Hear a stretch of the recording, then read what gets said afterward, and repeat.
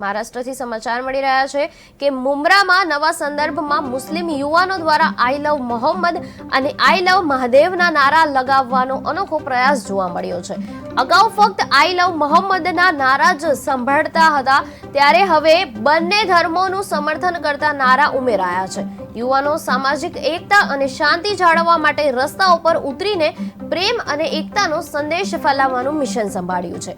અરીફ સૈયદ, બાસિત શેખ અને યશ ચૌધરીએ આ આંદોલનનું નેતૃત્વ કર્યું હતું અને આ વિરોધ પ્રદર્શન દ્વારા મુંબ્રામાં ધર્મ અને સંસ્કૃતિ વચ્ચેની ભાઈચારા અને સંવાદિતાને વધુ મજબૂત બનાવવાનો પ્રયાસ થયો છે। આ યુવાઓનો મેસેજ સ્પષ્ટ છે કે નફરત નહીં પરંતુ પ્રેમ અને એકતા જ ભારતના યુગમ છે। हमारे सारे मुसलमान तो खुश हो गए इसको एफआईआर लेने के लिए। हम सब रेडी है, हमारे पे एफआईआर करो। हम सबका सम्मान करते हैं, लोग हमारा सम्मान करें।